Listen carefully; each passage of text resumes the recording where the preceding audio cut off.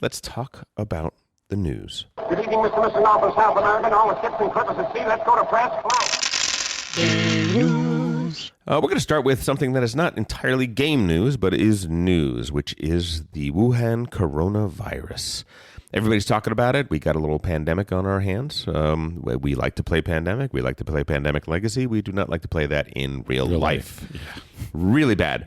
So tons of airlines are canceling flights and all sorts of stuff is going on. So hopefully we're getting toward containing this sort of thing. But as we know, tons and tons of the things from our hobby come from China now. Matter of fact, the majority of production of games comes from China. So there have been a couple of articles that have come out that have been talking about that. Pandasaurus Games put out the Business of Board Games, Wuhan Coronavirus, and the Board Game Industry. It was an article that came out last week, which is really sweet. I mean, let's start by saying that of the many things that are going to be affected by the coronavirus, this could not be more of an asterisk, more of a side note. We hope that this virus gets wiped out quickly.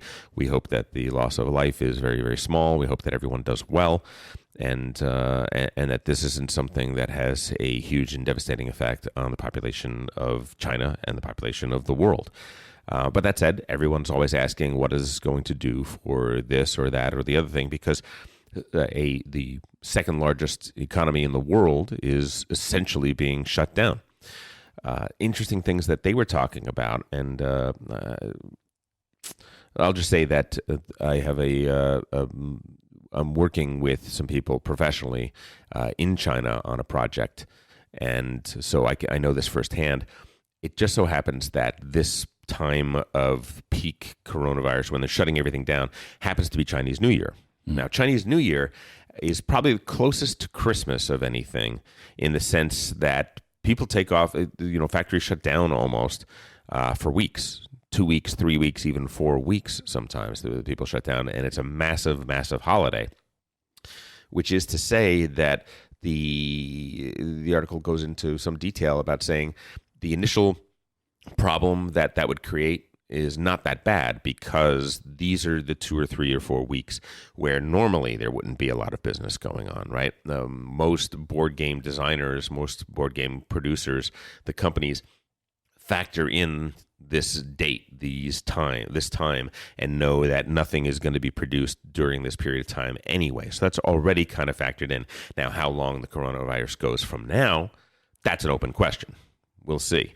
And then the other thing is that Hong Kong shipping, most of these games end up shipping out of Hong Kong or out of Shanghai, and that has been slowed to a trickle, and might be slowed to a trickle for some time. And even if it's slowed to a trickle just for a little bit, the backlog of things that are going to need to be shipped, sometimes that's months and months and months in there. So all I'll say is that as far as the gaming industry goes, for right now, everything is looking okay. The longer this drags on, though, we probably are going to be looking forward to longer than usual Kickstarter delays and situations like that, right? Mm-hmm.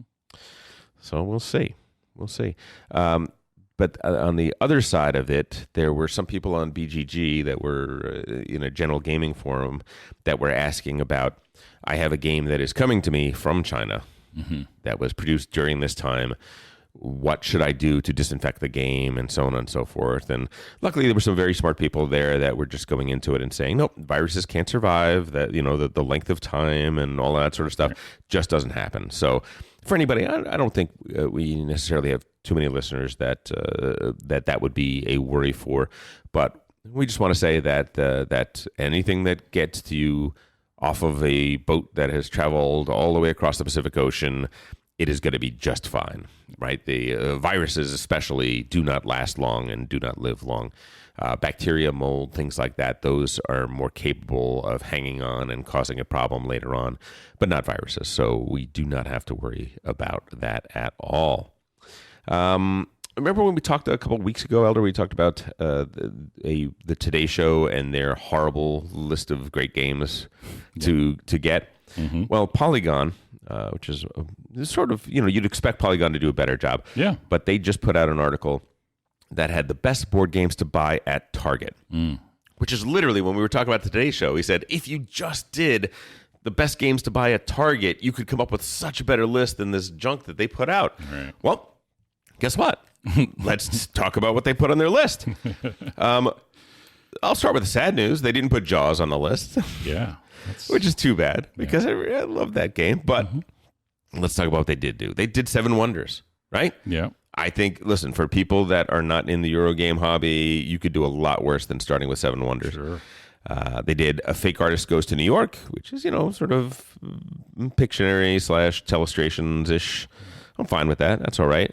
Azul, they put on the list, which was great. Cards Against Humanity. Okay, fine. Whatever. Catan Jr. I don't know why Catan Jr., but the person writes, I personally don't like Settlers of Catan all that much. It's a terribly social game and one that requires a fair bit of secrecy and strategy. I'm like, what? All right. Secrecy, really? I'm like, I don't think you're playing that right, but okay. Right. We'll see. Coup, they did that. Yeah. The Dungeons and Dragons Essential Kit. Furglers, which I've never heard of, but King Domino, which is a good choice. That's good. Magic the Gathering Game Night. Pandemic. Sagrada. So they're picking some decent games. Yeah. They're it's not bad. Telestrations and Disney Villainous, which, as I mentioned, is actually not a bad game. I want to try that, actually. Yeah, I love asymmetrical strategy, period. I will try anything that is asymmetrical strategy, even if it is very light and very nerfed. But to do that for kids, my brother, whose kids all game, his second daughter, it's all she wants to do. She just and she was the girl that was way into Santorini before that. Oh, okay. And she's way into Disney Villainous. So we gotta have to maybe check it out and see if we can try that.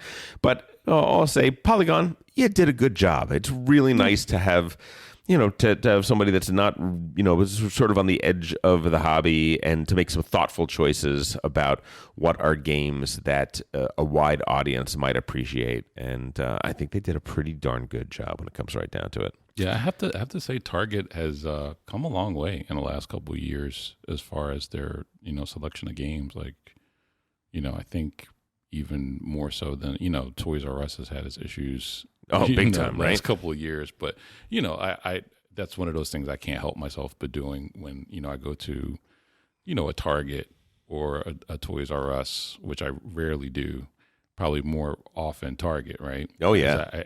I have to go to the game section and just see what happens to be there. What do they have and what don't they have? Yeah, yeah. So a recent surprise is Wakanda Forever. Oh, yeah? Which is kind of an interesting game, yeah. That's there at Target. You can actually get on Mars through Target online. Seriously? Somehow. Yeah. Because I was looking for how to buy it online, and Target app popped up. So you can't get in the store, but you can order it through Target, which is interesting. Wild. Yeah. Holy cow. That's amazing. Yep. So there's definitely some interesting, kind of like interesting licensing properties that wind up in board games, like, again, Jaws. And then there's some stuff that's like kind of like in the middle, like a little heavier than you might think would be at a Target. Yeah, well, let's say this. In the last 10 years, the selection of Target has changed radically. Yeah.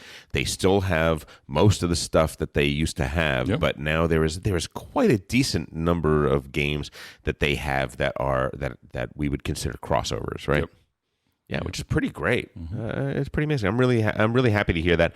My favorite thing whenever I go to Germany is I go to Toys R Us or I go to the game, whatever the regular toy store is, right? Because the Germans know how to do it. Yeah. Holy cow! First of all, the toys that they have there, they have these like huge handmade wooden castles with the wooden figures in them, and it's amazing what they have there. I'm like, what the?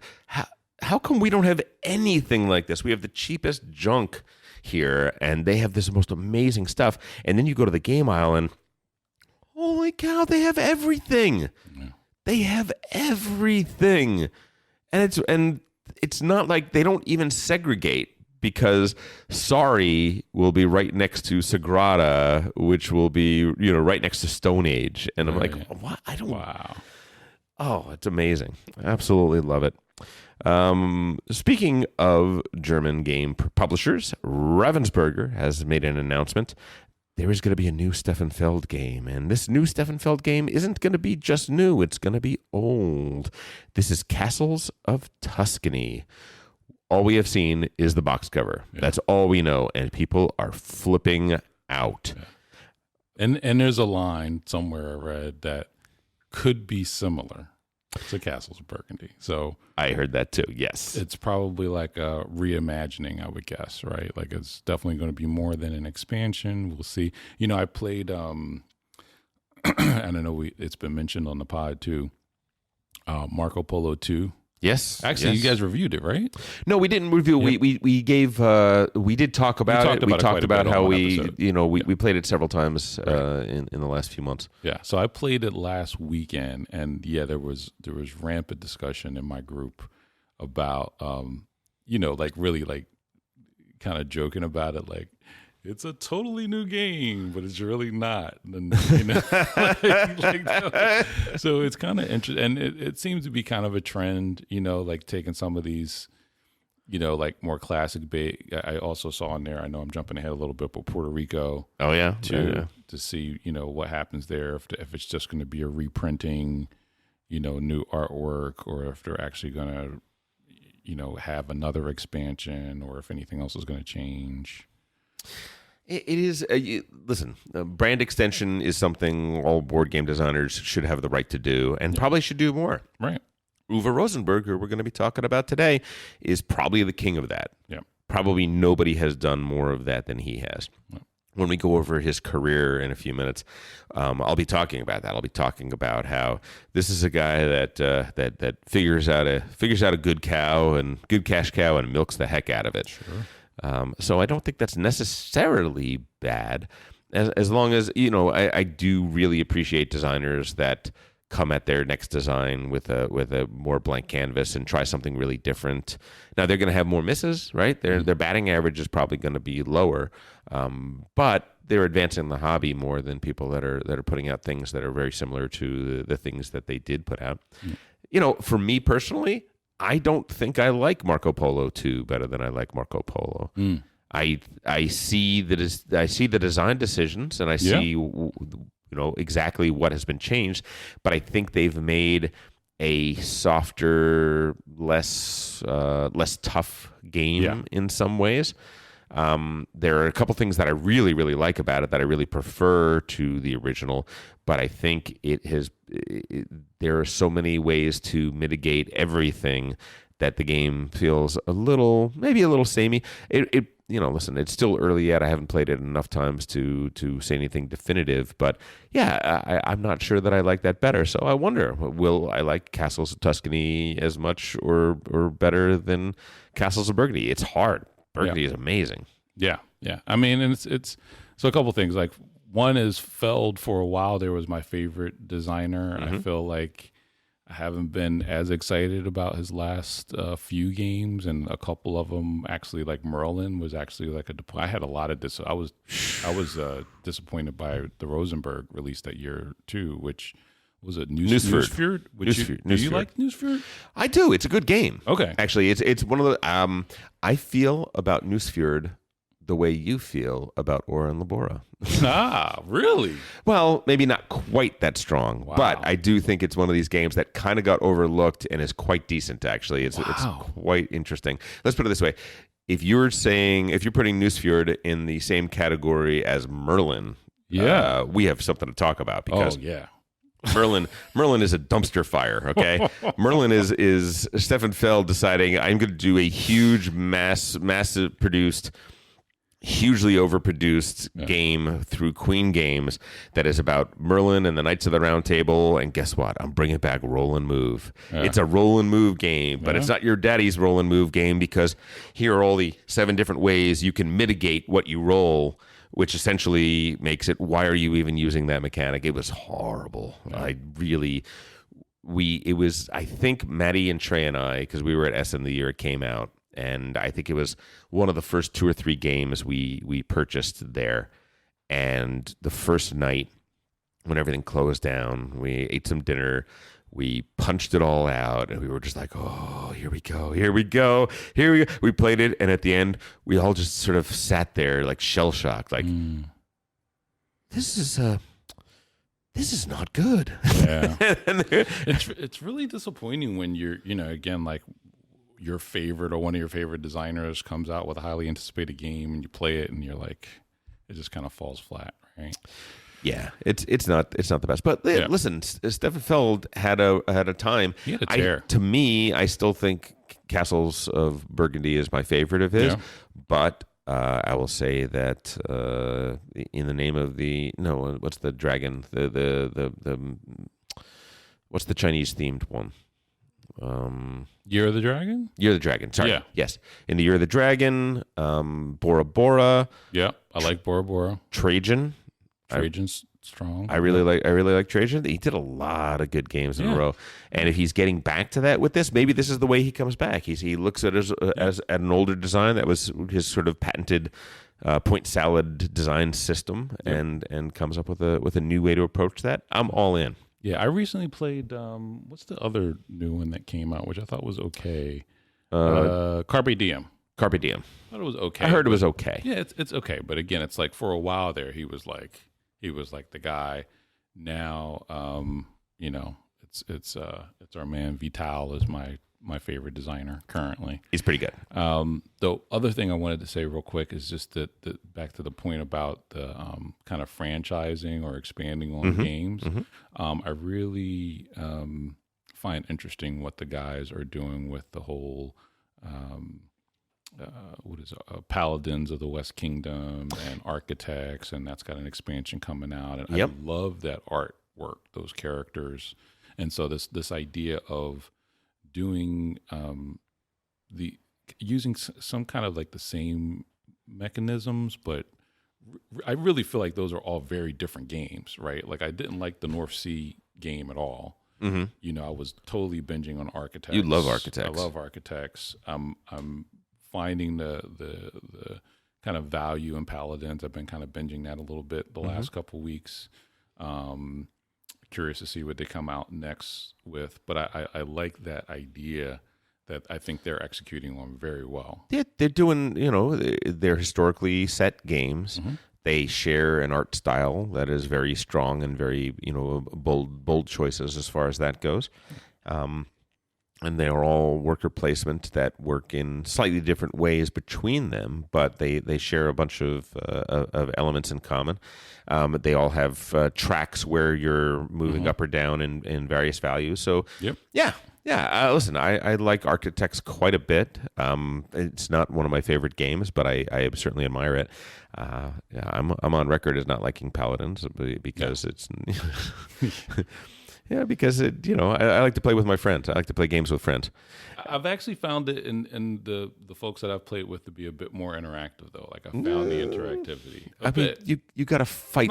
You got to fight to interact with people, and I'm not a fan of that. And Raiders, I thought was it was the first game I had seen of that type, and because of that, I was like, "Oh, this is interesting. This is cool." I didn't love it, but I was definitely recognizing, okay, this is a new voice out here, and that's a really good thing. Yeah, totally agree with that. There is a new game from Martin Wallace, Rocket Men, I should say. 1 to 4 players, deck building, tabletop game. Martin Wallace. It does not look heavy. It looks like a lighter Wallace. All right, now lighter. Yeah. Do you like lighter Wallace? I don't really like lighter Wallace too much. Not so much. I mean, and it's only going to get so light with him, right? Well, I mean, what is the Wildlands that he did? I don't think I've played that one. Okay, so. Yeah, he does some stuff that's pretty light on the spectrum of things. And the Wildlands isn't that light, but it's definitely not what it could be. I'm a sucker for realistic science fiction, sure. Like space exploration and that sort of stuff as a theme. This has got that going on. It is on Kickstarter right now. It is backed. It was $52,000 goal. It's at 161 as of today. When you hear this recording, if you hear it on Monday, you got about a day or two left to back it. So take a look at it, dive in, see what you think, and maybe get it. Listen, Martin Wallace, not everything he does is a hit, but he is a formidable designer. He is really amazing. So check out Rocketman, see if it might be for you. Yeah, and I mean, this is interesting because it's kind of like the thing that happens in Hollywood sometimes, where you I feel like this Careful. is Careful. This is a reaction to the extreme success of terraforming Mars. Yes. Which I'm not a fan of terraforming Mars at all. I love On Mars. We welcome everybody to the mic, whether your opinion is right or wrong. So you're welcome. Yeah, and I feel like now we're seeing this rash of games that are with the theme of doing something with Mars, some aspect of On Mars, the first Martians, right? Yeah. And so on and so forth. And everybody's got their kind of different takes, which I like just looking at that happening, kind of like this one seems to be, it's more about getting to Mars, right? Yes, this is closer to High Frontier or Leaving Earth, right?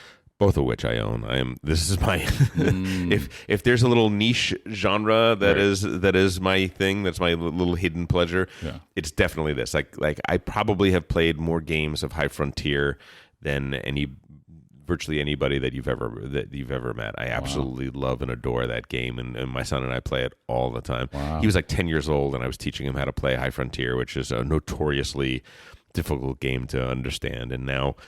Dude, he could do a mission to Titan. He could do a mission to he could orbit Neptune and return with a solar, with a solar sail.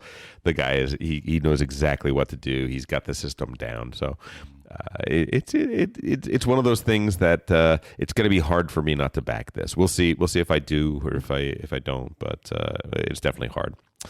We talked about Cole Worley's new game, Oath. Well, I'm happy to tell you that there is a print and play that is available right now. Matty has already printed it out. I believe he may have already laminated it, and there's a darn good chance that he and I and maybe somebody else from the podcast will be playing it this week. And we're not going to. I think our policy will be that we will generally not review a game until it is officially released, so that we can play the actual physical release.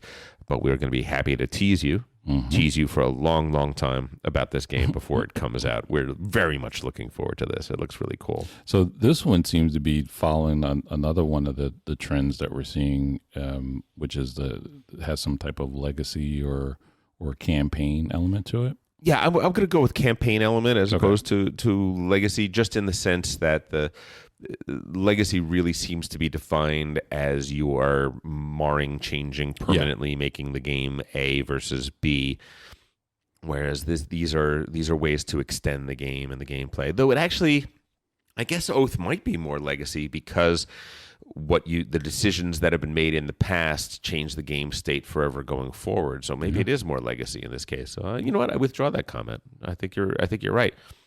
I think all of these people that are doing a good job of saying, how do we get you to play the game on plays 11 through 20? Yeah. What about 21 through 30? Right. How long does this game stay there? And people are I think the consumers, we're getting better as consumers. We're getting a little more choosy and picky in terms of what we buy and why we buy it. And if a game tells you that, oh, dude, you can play this hundreds of times and it's never going to be the same because it's going to be evolving, and it's evolving based on what you did. And in particular, with this one, you don't have to have the same players from time to time, from game to game. I suppose in Gloomhaven and the others, you don't technically have to, but essentially you kind of have to. Yeah. Whereas this is designed a little bit differently than that, which is really cool. I think that's a really good development in the hobby. Not, make the game good first.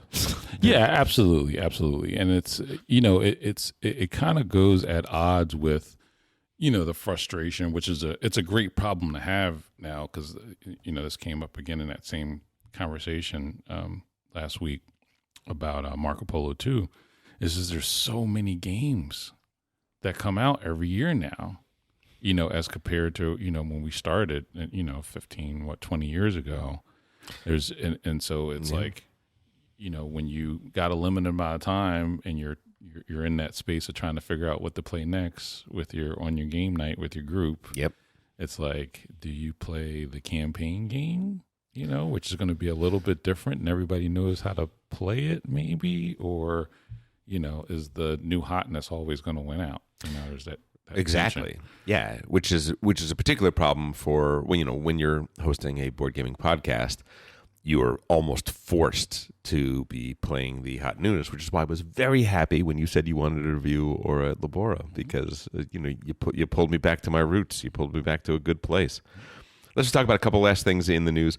There is a game called A War of Whispers, which came out in 2019. We didn't really talk about it yet, but it is out now and available. Jeremy Stoltzius, Stoltzius is the designer. Tomasz Jurasek and Dan May are the artists. Interesting game. 2 to 4 players. This is supposed to be like a Dune or a Game of Thrones that plays in an hour, that you can teach in 10 minutes. The idea being that each person has, we're the spies that are affecting the armies and the things on the board. So I'm not the red army. I'm not the blue army. I'm not the green army. I'm not the yellow army. I'm not any of those. I am a spy. And at the beginning of the game, I get the 5 tokens for the red, the blue, and all the different colors of the armies. And I mix them up face down, and then I put them on a mat. And one of the mat spaces says, you want this faction to win. The one says, you want this faction to come in second. One says, I don't care about this faction, and the other one is, you want to see this faction utterly destroyed. Right? And you know what those are. And then the actions you're taking are affecting things on the board. I think it's a really good idea. That's interesting. I really like it. Listen, the problems are thus. The problems there was a game called Clans. I don't know if you ever played it way back when, where people did not know at the beginning of the game who was who. You know who you are. You know what color you represent, but you have no idea what other people represent. And so part of the game would be making moves that helped multiple colors so that you didn't give away what color you were. The problem is that inevitably, the number of options of who you could be dwindled fairly early on, and then the game became slightly less interesting. Right. This could be that same sort of situation. The other thing is that since everybody is randomly determining who they are, what happens if in a 4-player game, 2 people have the same faction that is supposed to win? Right. That faction is going to win really easily. What if one person has the opposite of that faction has to lose? They're in a bad situation. Now, there is a mitigating factor, which is somewhere around halfway through the game, you can swap 2 of the tokens. Oh. But in doing so, you have to flip them face up. So you have to sort of announce things in order to do that. I'll just say that if it takes an hour, if you figure the game out in 10 15 minutes, that very well might earn a space in our lineup here, because the amount of times when we're going to have a game that finishes early and all of a sudden we got an hour to kill, that sounds like a lot of fun for an hour. Yeah, for an hour, yeah. Right? Yep. If it works, I think that could be really interesting. A War of Whispers. And let's do just one more. Alma Mater is going to come out in 2020. Flaminia Brazzini, Virginio Gili, Stefano Luperto, and Antonio Tinto are the designers. You know them. You know so many games that they have done. The artist is going to be Chris Quilliams. And this is, each of us is going to be the headmaster of an independent university in the 15th century. The art looks great. I love the theme. I think that's really interesting. Yeah. I do wonder, why 15th century? Why did you have to do the 15th century university? Why not the modern day? Why not? I don't know. Maybe. I can't really tell. Yeah. We don't know exactly when the game is coming out, but these are some of our favorite, hottest designers out right now. So the moment we heard that this game was coming out, we felt like we should let you know. let's stop there. We got a couple more things because you know what? No, we're going to talk about one last thing. Sorry. I want to talk about this. This was a very interesting Time magazine article that was out this week. It's at time.com. It talks about a war game that was played in 1942. Britain was getting slammed by the German U-boat campaign. Mm-hmm. They were losing so many tons of shipping. They were losing, food. They were losing fuel. They were losing, everything that they needed for the war effort. And they had to come up with some answers as to how to out-strategize the Germans, because the Germans just had a much better system. So they came up with something called the WATU, W-A-T-U, the Western Approaches Tactical Unit, which was one captain named Roberts and a bunch of women that were, if you think about the Enigma machine and the code breaking that they were doing out there, and there were a lot of women that were working on that. This is kind of like that, but just with gaming. They turned the top floor of this building, which had a big, huge open floor, and they turned that floor into the North Atlantic Ocean. It was a game board. Mm-hmm. They had big model ships. They had model submarines, and they knew, all the distances for each tile told you how far that ship will go. They know the speed of these ships and this and the other thing. And they started wargaming. They started saying, okay, you guys are the U-boats, sink as many of these as you can. And by doing that, they started to figure out relatively quickly what the best tactics were. Like, what was the best way for the U-boats to sink all of these ships? Mm-hmm. They figured out pretty early on that, some of the women suddenly started steaming on the surface toward the ships from the rear. They were following in their wake. And then they would fire their torpedoes at close range, and then they would dive under, and they would just sit there. They wouldn't travel. They wouldn't go anywhere. They would just dive fairly deep, and just sit there and wait. And while the people that were playing the ship convoys, they didn't know what was going on until eventually they started to figure it out, and they realized, oh my God, this is a totally different tactic that we had never seen. And that changed entirely how they would do it, because most of the ships were under certain assumptions. They were under the assumptions that the German U-boats would be sitting in the water, they would dive, and they would wait for you to get close, and then they would rise and fire, all that sort of stuff. No, not the case. That they actually did more surface runs and then dive to hide at the end, because they could outpace the convoy ships that way. That was the way they would be able to do that. Sure enough, there were. It's a Hollywood movie. It's the classic story of the admiral who was very dismissive of this whole exercise. Like, you're not going to teach our trained sailors, our best are out there fighting the Jerrys every day, and you're not going to teach us something with some. You're gonna figure out strategy by playing a game, like. Oh, as well, and these women are going to be telling us how to war. But sure enough, they told the general to come up. They played the game right in front of him, mm-hmm. and he was crestfallen, mm-hmm.